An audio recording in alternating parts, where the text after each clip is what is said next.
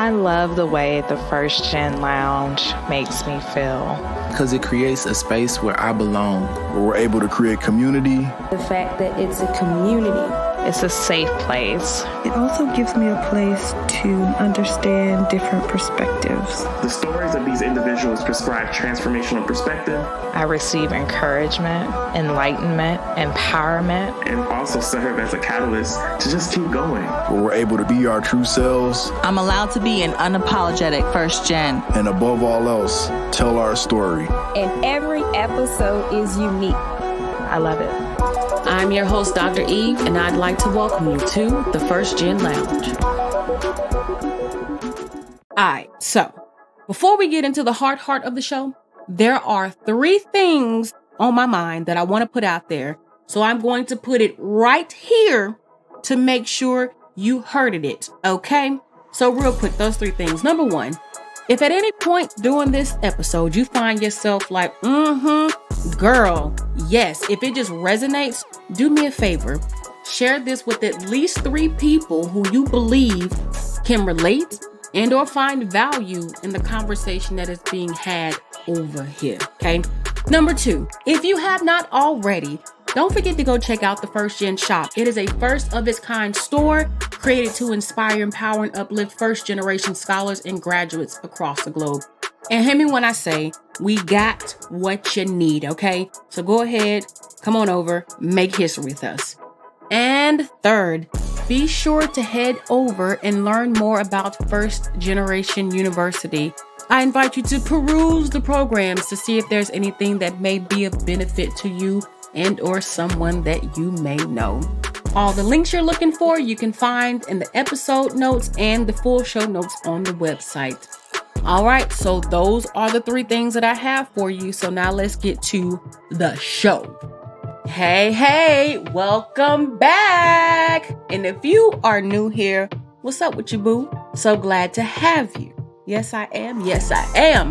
Okay, I have been wanting to do a show about being Black Greek for years, but I never really got around to it because if I am for real, I hadn't fully grasped how I wanted to approach it. But when I realized that this year's Founders Day actually fell on a Thursday in the year 2022, the 109th year of Delta Sigma Theta Sorority Incorporated, I just had to go ahead and make this happen. While there are several angles that I considered, I thought that I would start with the one that focused on how being first generation and a member of a Black Greek letter organization has changed my life. And when I started thinking about all of the possible topics to cover, I realized that this is going to be the kind of talk that probably happens in multiple parts where we have guests, because I think a format with other people will allow for more perspectives, to have a more robust conversation, and to do the topic more justice in what it is. And before I get into it, because I like to get into it, I would be remiss if I did not show love to Benjamin Perez, aka Perez the Advisor. He's someone with whom I actually had my very first conversation with about being first generation and Greek. It was the kind of talk that opened me up to being able to have this one, so I'm really grateful. Go check out Perez the Advisor. He's got a really dope first gen platform, and he also hosts the Latinx Greek Life podcast, so shout out to you. So with all of that said, here we go. So I didn't know anything about Greek life when I went to college. So I didn't step foot on campus looking forward to the day that I would finally become the legacy that would make my mama and or aunties come to tears, right? And for me, how could I become a part of something that I didn't understand? How could I feel a level of enthusiasm about one more than the other when everything was so foreign to me? Like, what did all of it mean, and how was I supposed to know the unspoken rules of the game? So as a first generation college student, the journey to becoming a member of a BGLO was certainly one of a process that required a lot of patience, thought, and research for me.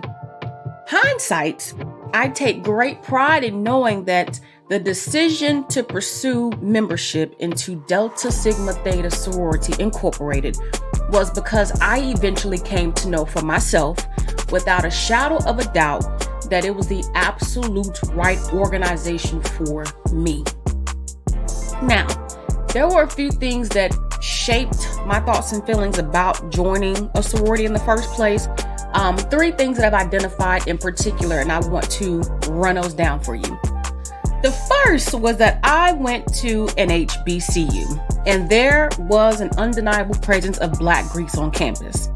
Often, to me, these were the people who were the leaders and the game changers, right? And I was really fascinated by this culture of organizations. I remember the first probate that I'd gone to was actually Delta Gamma Noops. I didn't know what the heck was going on, but I knew that it was something special and it was really cool and they were very excited. And one day they were one thing and the next day it was totally different. So I still wrapping my mind around it, but there was so much love and enthusiasm and excitement and cheer that it was like, oh, this is really cool. Oh, this is why they did that. Oh, so a lot of light bulbs, right? Even more about Greek life, I was intrigued by the stepping and the strolling. That wasn't something that I was familiar with. It was the programs that the Greeks hosted, from oratoricals to pageants, pajama jams in the gym, study halls, etiquette workshops, financial awareness seminars, you name it, they did it all. And a number on the leaders, like I said earlier, on campus were Greek, so a few of them like naturally took me under their wing by association of being an SGA together or being an honors college. There was something that, created a connection for us. And back in the day, we had plots on the yard. I still really hate that those are gone. I really do. It still breaks my heart. But anyway, I remember outside of these being spaces where people, went to go be with their people, right? I remember alumni coming to campus for homecoming and they were swarming to these areas on the yard like bees to honey. And for days, I just watched the joy, the laughter, and the camaraderie of these people being home in the spaces where they belong, but even crossing the yard to show love and give love. It was just an interaction exchange that I just feel like you only really get at HBCU. But it was also, with these plots and just seeing things, this Greek life, it was a sense of ownership and pride and a sacredness that was no doubt there, but it caught my attention. The second thing for me would be my experience with Dr. Kim QB Leathers. She was the Dean of Honors College. She was somebody who was one of my greatest mentors of all time. I've talked about her several times. If you hadn't heard her name on the show by now, I don't know what you're doing. But she was also an Alpha Chapter, AKA, but again, very instrumental in my journey to becoming Greek. She was the one who introduced me to Black fraternal organizations that existed before BGLOs were even a thing. She was the one who taught me about the missions of these Black fraternal orders and how they were really the things that helped Black communities to thrive, to be pushed forward. It was also because of her that I was able to understand the historical significance of Black societies, and then the greater emphasis was eventually put on Greek life. As someone who has a thing for history, right?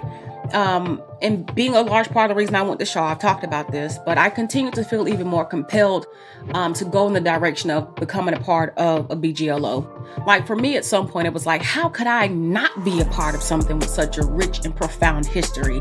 And with this HBCU, it's what? So yeah. And I say this as well as something that I've never shared, but I'm just going to go ahead and share it because here we are.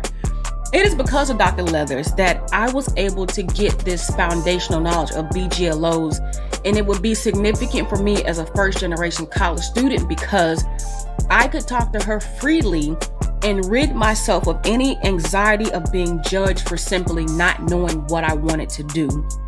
So in the moments I shared with her, I could let go of all the feelings that I may have had in other spaces that I had done something so incredibly wrong because I struggled to understand this concept of Greek life. And even when I was considering, I couldn't make up my mind. She never pushed me one way or another, right? And ironically, it would be her who would end up writing my faculty letter of recommendation when I pursued membership into Delta. I actually remember when I went to her about it, And she told me how excited she was to hear, and that she had a feeling that I was going to go in the direction that she could even see it for me, but I had to see it for myself. And she knew that if I were picked, that Delta would be lucky to have me. You got all that, right? And leave that there. We're going to come back to that conversation one of these days. But you got that. You heard it. I know you heard it. But again, yeah, we're gonna keep it moving. The third thing was probably the thing for me. So an alumnus had reached out to me. Shout out to Autumn, actually. Name of Autumn Bailey. But she had reached out to me because there was a chapter of Delta in the area, Knightdale Wake Forest, KWF, who wanted to bring students to campus for a tour, and it happened to be on the weekend. Mind you, at this time, I was still up in the air about Greek life. I had made a decision, but my homegirl had reached out. I was doing a favor for a friend, so, it is what it is. We're going to make it happen. So she thought, me being involved was part of the reason. I was on campus. I was a student leader. So I'm like, well, okay, I got you. But I was going to bring and do my best for this group, right? I was going to do that because I got to make my homegirl look good. I got to make our campus look good. But I love Shaw, so anybody who comes, I want you to feel the love for Shaw that I felt. So I put together an entire program, a whole program. To my memory, I think I had did like a campus tour. I had one of the modeling troops come out and perform. I invited the current Miss Shaw to come out and to speak and, talk about her love for the institution. And I even had a few campus leaders to come in and talk about their experiences as well. I even think I had some people come in and do poetry, if I am mistaken. So really, your girl wanted to show out for them. But I wasn't showing out for them because I wanted to be a Delta. That's the thing. It was, you coming to my school, I'm going to show you the best. My homegirl, I can't make her look bad, so this has got to be what it is. Great. And I even believe that I reached out to the Office of Admissions and told them what I was going to do. And they even gave me some stuff to give to the students. So that's how serious this was for me. But I love Shaw. I'm passionate about it. And anybody who'd be willing to listen and even commit to coming to Shaw and have an experience like I did, you ought to be here. That's just what it was for me. So in the following semester, KWF had an end of the year banquet, and they had invited me to attend because they were going to recognize me and give me a certificate, like an award, right, for what I had done. And I was thinking, I didn't even think I had done anything, but apparently I had left such an impression that it was worthy of, them inviting me into this banquet. So I thought, really cool.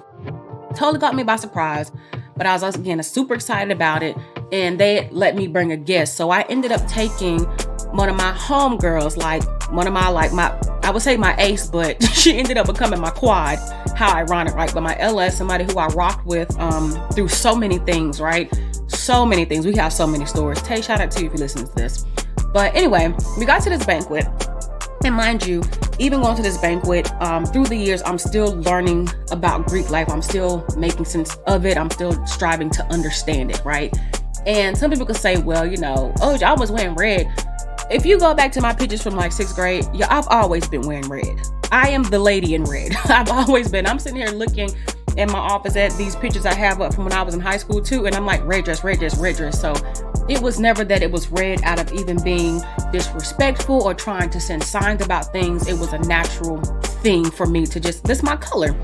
So even with the whole piece of that, we went to this banquet, and I had never felt the way that I did in this moment. Honey, let me tell you, I was so blown away by this experience. Until that point, I can't recall being in a room packed full of such dynamic women whose mere presence gave me chills and left me speechless. Not just that, it was being in a room, period, packed full of powerful, positive, and educated Black women. It was a sight to see. I had never seen anything like it. It was over 100 of them. You would have thought that I was a kid experiencing the magic of Disney World for the first time. But it was when I left that event that day that I knew that Delta was for me. At the time, Deltas weren't even on the yard, but this experience let me know that I had found my people, and I would be willing to wait for if they had ever come around or do it after graduation, because in my bones it felt so right. I saw myself in these women. I saw who I could be. I saw it all. It was like, oh my goodness, it was a natural fit. It resonated. And then coupled with all the things that I had been learning over the years, Delta was it. Just everything from her history to its members. It was a perfect alignment. Now, I think it was maybe like a year or so later that our campus learned the Deltas were coming back. So for me, it was like, what? You gotta be playing. You gotta be kidding me. Cause I was ready for it. I knew that I wanted it. And I believe there were over 130 young women who attended the interest meeting. There were 22 of us that made line, and I ended up being the oh so fine 9 on the line. I'm the jewel. But I know hindsight that again, it was one of those divine things, like everything just said yes and how it fell into place. And I'm gonna say this too. I still get these very overwhelming feelings of, oh my goodness, when I am surrounded by a group of us. I still feel like I did that day at that banquet. I am mesmerized by members of Delta Sigma Theta. And it has been over a decade. So that's how you know you got the one. Is it just me? I don't think it's just me. No, because I talk to other sorors and I know it's not just me. So getting to the heart of why I wanted to do this particular show, or at least start the conversation about being first gen, in a BGLO, is because of how my experience in Delta has changed my life. And I can only speak from the point of view of being a Delta. And these are my views and my views alone, right? But I think that it's been such an amazing thing. So going back to like pursuing membership in itself, I thought a lot more about what I could do to contribute to the organization, but it never crossed my mind just how much value that being a part of such an illustrious society would bring to my life. It wasn't something that was even there. As a collegiate, thinking about what do I get out of this, that just wasn't something that was there. So it is what it is, right? But to date, I can't begin to count the ways in which Delta has had an impact on my life, how it's truly helped me become a better woman, but an even more empowered Black woman. And I will say this, I think I took for granted some of the experiences as an undergraduate, because also going to an HBCU where it already felt like family and we were taking care of each other, and being first generation was something so common, my experience was normalized. I wasn't worried about race, and I wasn't worried about, just belonging on campus. I think one of the other things for me is I was already friends with so many of my line sisters before we pledged. So it felt like a really large milestone that we'd already reached together, but we had already had this foundation of sisterhood for us. So unlike I think some people in other places who are longing for that community and belonging, I had already had that in so many ways. And then when it came to the part of scholarship, I was in honors college, so I was already nerded out. And for me, scholarship was a standard. Like, don't know if you've heard me share this before, but I went to Shaw on a full academic scholarship. So for me, it was, again, a very natural alignment. I was in a good place, which then I could say that I do think my experience in appreciating my undergraduate experience would have been different if I had gone to a PWI and if I went in honors college. And I'm going to say again, it's not that I did not appreciate it, because, I truly did. I had a very good time with my line sisters. I just know there's uniqueness in the experience, especially having gone to a PWI for grad school, because there was one thing, like at an HBCU, we do this. Like, this is what we do. That's kind of how it felt. So I could say this being looking at it from the lens of being in a place, in a space where I'm isolated, and I'm doing this as a response to that isolation, to that lack of belonging. So I think there's really, again, a difference in approach. And when we think about how BGLOs are showing up, or what they mean to Black students, especially if you look at PWIs and HBCUs, who gonna do that study? Speaking of studies, though, I know that there are actually a few studies that have been done looking at first generation students in Greek life. Of what I was able to find, I did identify 2 dissertations that were just done in 2021 and one from 2020. I will link all 3 of those in the full show notes on the website. So if you want to go check those out, you can. And I also didn't dig into these because I wanted to talk unbiasedly about my experiences, right? However, at a glance, what I did get from them is definitely kind of what I just spoke to as well. Just for students at PWIs, highlighting the sense of belonging for those who did choose to pursue Greek life. Now, I know that BJLOs have had a tremendous impact on the overall well-being, and I'm going to loosely say success, because y'all know how I feel about the word success, right? But of those who are both Black and first generation students and graduates. And one of the things to highlight again is just in a BJLO, I don't have to apologize for my Blackness. Never have and never will. And I think one of the most overlooked aspects of being a part of a BJLO, especially as a first gen, is that we take the commitment for life. And why do I say especially the first gen? Because there's so many elements of being first gen as a student, but then the what happens after college part is where I brought this platform in, several years ago now, 4 years talking about it, because what happens after we graduate and we get into the real world, talking about social capital and community and opportunities and mentorship, right? All of those things come into play. So being that Delta didn't stop for me once I got my degree, in truth, it was post-college when I feel like I really started to get the fullness of Delta, when it really started to hit me being Black Greek, and taking this lifelong commitment.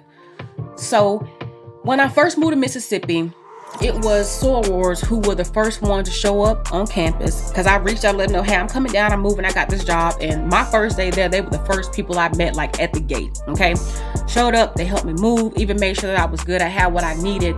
I walked into a community automatically. So even if I didn't know my coworkers well, or I had to navigate that, I already had sisters that had a place for me to be, right? And that was like a mind-blowing thing to realize, as I was working through the reflections as I was putting this together. It was sorors who, I had a student and when their parents, her mom and her aunt came in, they had on their paraphernalia, and I was like, hey, sorors! And eventually it would be those women who would invite me to their home so I wouldn't be alone for Thanksgiving, my first Thanksgiving in Mississippi. And my student has now become my soror as well.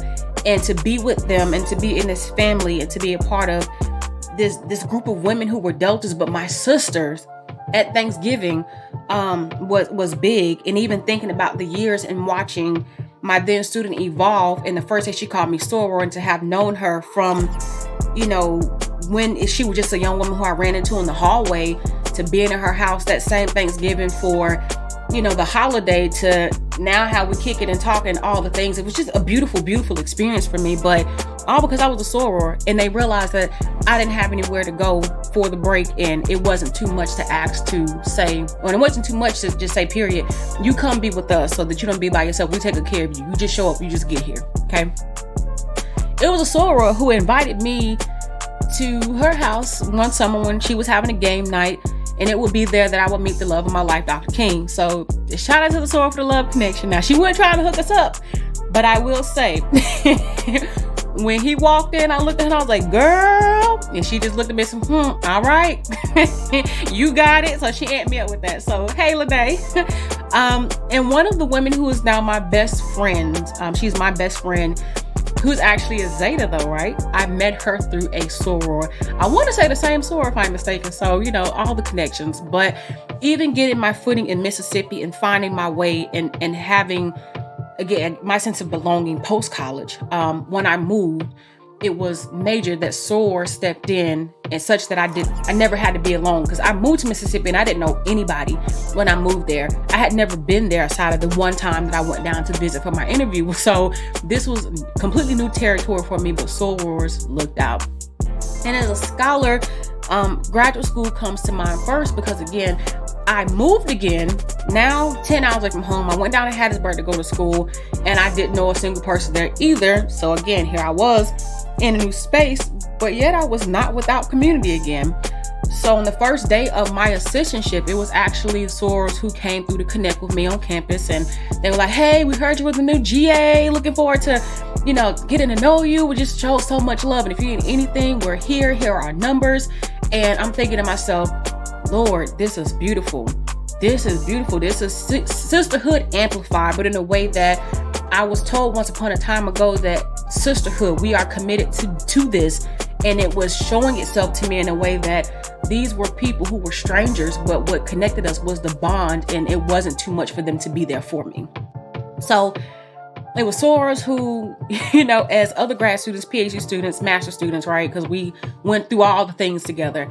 But the ones who were getting together, before class to get a quick dinner and to kind of catch up and talk about the readings or just catch up on life or what was going on, what was happening, and over spring break or just weekends, sometimes getting together to have potlucks just to decompress and just feel support and to talk and to laugh. Like for me, it was sorors who showed up in a way that I was kind of like, again, I'm just so grateful. It was being able to get a textbook real quick if I didn't have it, because I couldn't probably pay for it at the time, or just couldn't find it, or just was in one of those spaces like I had what I needed. It was having people who could look at papers and give me honest feedback. Because sometimes I'd be like, now, sorry, now all you can do was laugh, be like, yeah, okay, shame. But to get you together and to love you and to have folks to meet with at the library to do hours of research, it was having a community of individuals that didn't mind taking me to the airport and picking me up when the airport was over an hour and a half away, and to do that without expectation. And there was one moment where my car had broke down, and we're not even gonna get on public transportation where I was because damn near non-existent, okay? But among the people who helped me get to and from class and work for a couple of weeks was sorors. So again, just feeling so indebted, but so full, and so, again, just moved by how sorors, again, as a first gen, I'm out here at school. In my assistantship, I was making $800 a month, and rent was $500, $300 for everything else. So utilities and food. So you do the math, right? To have the help that I needed, in ways that I probably always didn't understand that I needed it, but it was there. We had each other. So even thinking about being a professional, while there have been many spaces that I've been in, and I've been the minority, I still had a large group of Black women who were accessible to me for guidance, wisdom, and support. Even more, it was being able to connect directly with sorors in higher education and build communities outside of my workplace where I could get and share resources, and I would have a safe space to grow. And one where they'd even say to you, sis, that ain't it, get out. But as much as they would tell you to get out, and do something different, or you need to go on about your way, it would be sharing job opportunities and helping you prepare for interviews and reviewing resumes and CVs and sharing rooms at conferences where you just met for the first time. Hey, I'm going to this conference, trying to save on a room, who trying to get together. Like, that was something to be said, but to even have this trust in this environment. And I say large group because the large group of women wasn't on campus, but there was a large group of us that we met at conferences and in social media groups, and it was just, I got you. Yes, you can pick up the phone and call me and talk, and we're gonna talk through this, and you're okay and you're safe, and I got you. And so that was a tremendous feeling for me. And as an entrepreneur, I can say that in almost everything I've ever done, in some way, a soror has been connected. It was a soror who was the first person to purchase my first book. It was because of a connection to sorors that I had my first magazine feature and ended up on a top 20 list to watch. It was a soror who helped me get my first major speaking engagement. And I was really blown away because with my school, First Generation University, which back then was the 9 Lab, I ended up looking one day at the group itself, and at one point, over 80% of those who were enrolled were Deltas. And I was like, this is like a soror, business group that unofficially we don't know about, but they were all first generation, right? All Deltas, and connected, and it just worked out. And beyond the Deltas, at one point though, more than 90% of the students in general were Black Greeks. So we'll come back to that general Black Greek thing, because that's very significant too. And I know that we'll likely have a conversation in addition to in the more fullness of Black Greekness, because I'm being biased today about Delta. We just go ahead and take that, okay? So, but even in being in my sorority, one of our programmatic thrusts is economic development. So historically, being in higher education, I've long served on educational development committees. However, I've been able to still find a space within my sorority to continue to serve. So I'm taking this ever-growing love for entrepreneurship and still able to give back in a way that is truly meaningful. So here's where I also say that I may talk about the no, you can't pick my brains, right? I've said that before, but it doesn't mean I'm not giving and helping my community. And everything that I do to uplift any community and to give back comes directly from Evangeline Worldwide, as much as it's aligning myself and still being committed to the service of Delta and serving with my sisters. So that's something I think is worth noting just while we're here, because me and who I am individually in business is one thing, but it doesn't mean I'm not still showing up in meaningful ways to help my communities, the Black community, right? Especially in other ways. It's finding the balance, but Delta gives me an avenue to serve and to be selfless in how I serve, but serving in a way that makes sense for me, or at least just one way that makes sense for me. And I noticed, again, I talked about the Black Greek thing, and I do want to touch on it real quick, because being a Delta, of course, and a Black Greek, it has created opportunities for me to connect with other really dynamic and dope Black Greeks, period. There is this understanding when it comes to being Black Greek, like no matter the organization, or if you went to an HBCU or PWI, that in my opinion, when we're out here in the world, we do a pretty good job at looking out for each other. And I do want to further explore that, because even in the sense of Black Greekness and what being a Delta, being in my community of Delta has done for me, it's so expensive to think about how Black Greeks, it's kind of like, y'all ever hear about like people on the street, Black people on the street, you see each other and give each other the nod kind of thing. It feels like that with Black Greeks in general in several spaces. And it's not so much like, oh, well, you're an AKA, you're Delta. Oh, okay. It's kind of like if we the 2-3 Black people in the room and we all realize we Greek too, it's love, it's love, it's love. So I'm gonna put it there. And even thinking about the people in my life who've been mentors to me, that have been mentors from all kinds of backgrounds, because my first boss, supervisor, when in grad school was an AKA. My dean of students was an Alpha. When I left, one of my ace boom coons, compadres, and supervisors then was a Zeta.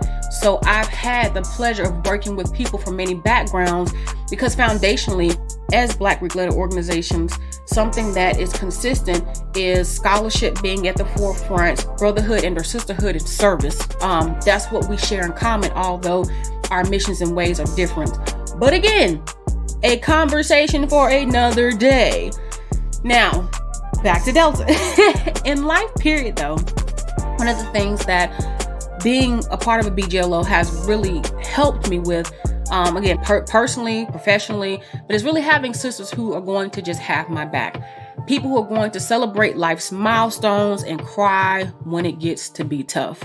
One of my line sisters, my 11, actually transitioned in 2021.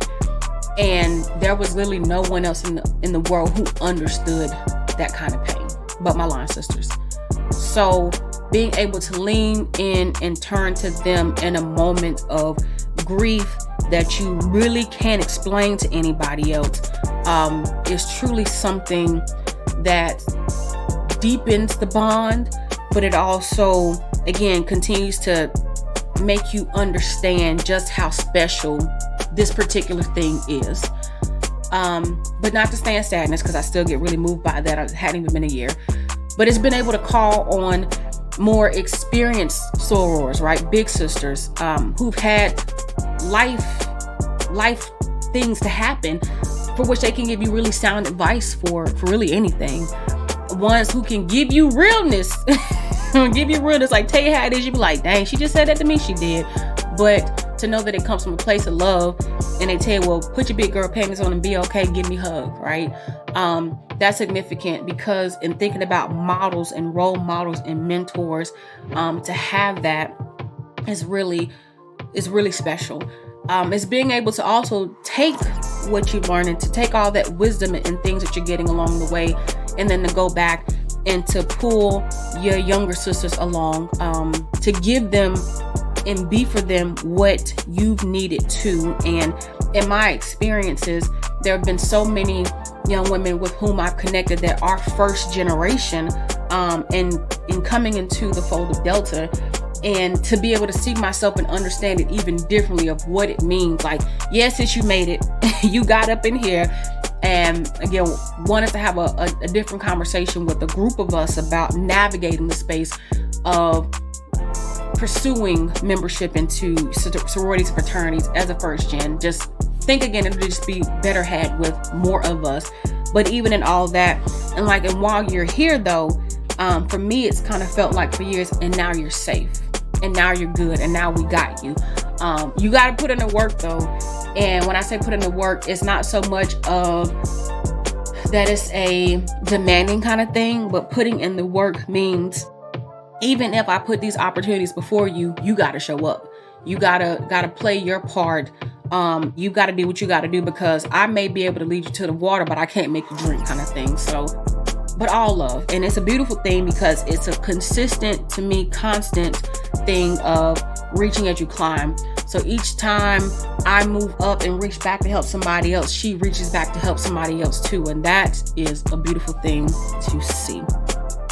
And one thing that even comes to mind is it was really hitting me that day that I left North Carolina to go to Mississippi. Just really hit me. I can go almost anywhere in the world and have a soror there. Like, as of this moment, one of my line sisters actually lives in Japan, and one of my first international students in First Generation University was somebody who was from Virginia but living in Abu Dhabi. But outside of that, we've got chapters internationally. So there's something truly special about just this idea. There are over 300,000 women who have come through this organization, who have pledged to it, and I can literally go almost anywhere in the world, and there's somebody with whom I share a very special connection. And as a first gen, going back to thinking about significance, connection and community is something that we talk about lacking. And there can be alumni everywhere, right, of an institution who are doing things, but there's something about being, in my opinion, Black Greek, because of that bond, because of this commitment to that sisterhood that speaks differently than maybe even just merely being an alum. That's where I'm at with it. And that's what I'm gonna say with it, okay? So I said a lot.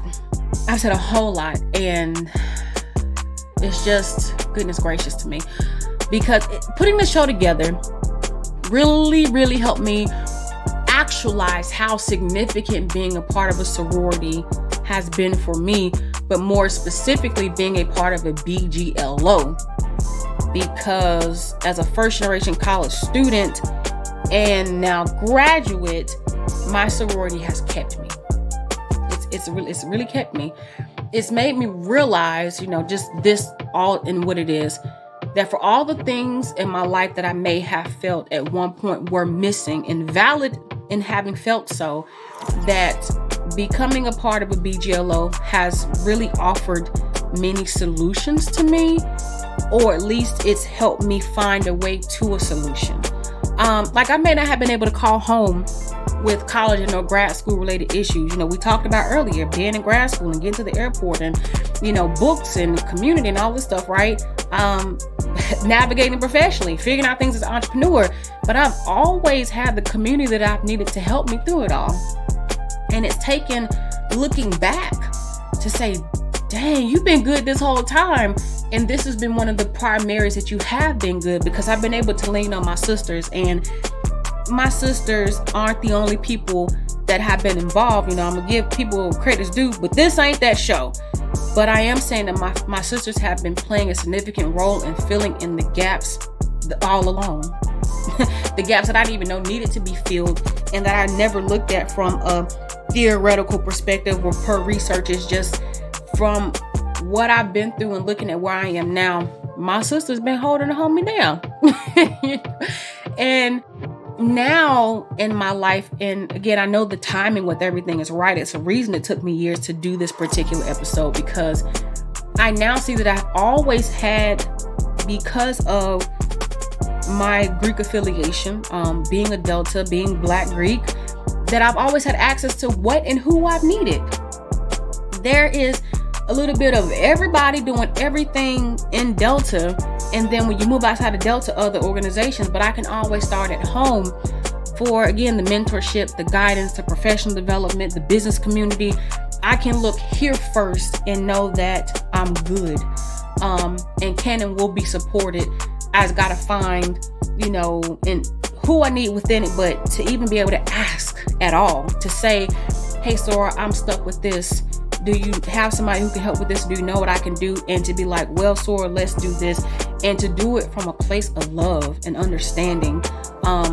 Goodness. You can tell I'm getting my feelings again. Yes, I am. So again, I didn't realize it then, but I fully realize it now. And I'm gonna say, for lack of better word, shame on me though, for all the times that I may not have asked for the help that I may have needed in situations, because the community has been there and the sorority is committed to the uplift of people and to service. But the service isn't limited to what we do in the community general. It's what we do even within our community that really stuns me and really leaves me still like I was that day at that banquet, feeling speechless because of how powerful and impactful navigating this journey and doing so with Delta, right? It's mind-blowing. And mind-blowing now because I think about the fact that although I am first generation, I still have access as this collegiate graduate. I still have access to who and what I need for all the days ahead. Again, I just got to fix my mouth to ask. But in this fold, it's with these hands that I am here to uplift you, and I'm here to support you, and to know that there are people who stand by that. Mississippi showed me that. Mississippi showed me that in a way that I was not expecting, right? But I just asked and they showed up, and the rest has been history. My line sisters show me that. My big sister showed me that. I'm just shown that over and over again in all the ways, and it's to never be doubted. So yes, I am in my feelings right now because it has been beautiful. And so I say many of these things because what I understand as a result of all of how I know being Black Greek has changed my life in ways that I'm sure I haven't even explored in this, because community was very at the forefront of the theme of what I kept coming to as I was preparing for this.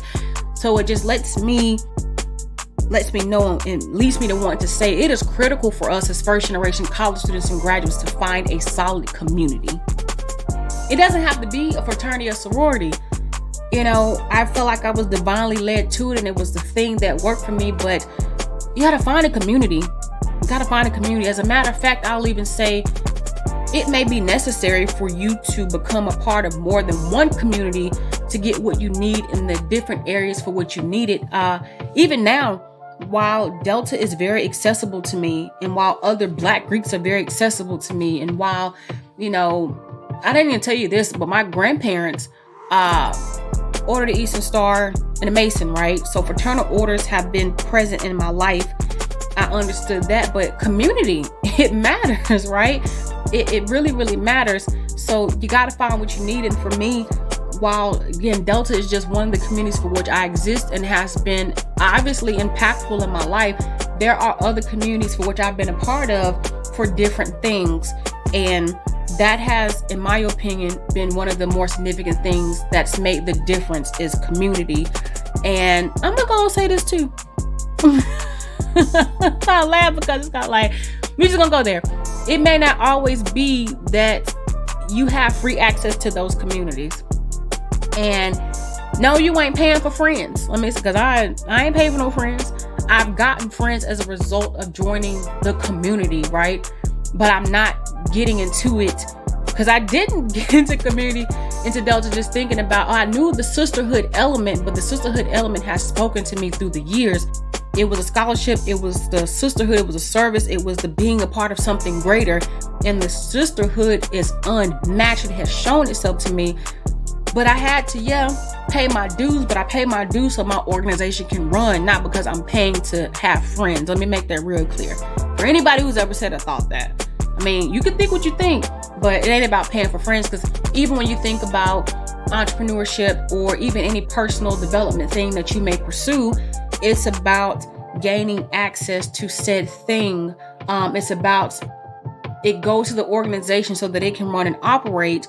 And while I have membership comes with its privileges. I'm gonna leave it at that too. Okay, I'm gonna leave it at that too. But either way, what I am saying is, don't feel like you can't, wouldn't, and shouldn't invest for the seat at the table that you may need. Because again, outside of fraternities and sororities, there are many business communities and professional communities for which dues are required. And in so many ways, I would even challenge, in saying that what's the difference between paying dues for those things to be a part of it and it is to pay for a fraternity or sorority. So, all right, I'm be quiet.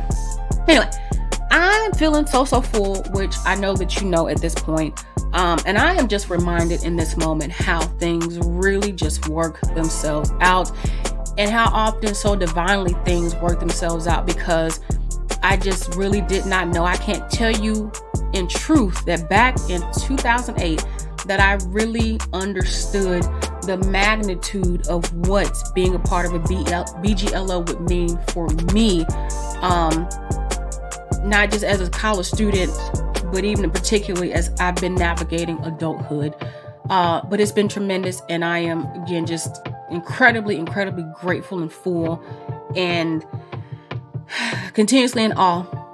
And I look forward to continuing the conversation about being first generation and BGLO extensively, or not extensively, but to having it from, again, the different perspectives of others who are first generation and Black Greek, because I'm sure there are so many things that I haven't unpacked that I will and can unpack through said conversations. But on that note, I really I'm just so grateful, and I want to give a very special shout out to a few chapters. I ain't trying to get beat up, Sorrows. Trying to get beat up, but I gotta do this because there have been in some ways connections that are special. So I'm just gonna just tell them, just say, to the greatest chapter, the almighty Alpha Row chapter, where your ducks are literally in a row chapter. Doing too much? Just let me have it. Let me have it. But to the home team, you already know what's up. So much love.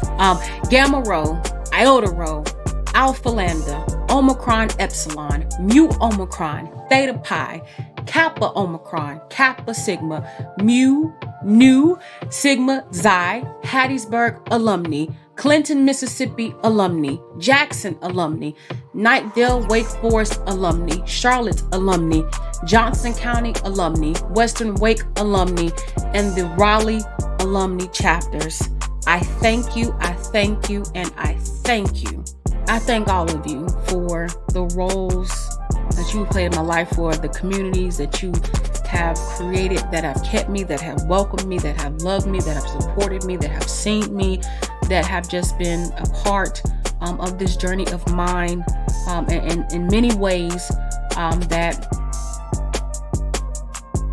I just can't fully express with words, have been tremendous for me. I want to thank you, all of you, so very much. Just goodness. But on that note, I will say that there is none greater than Delta Sigma Theta. Keep pressing forward.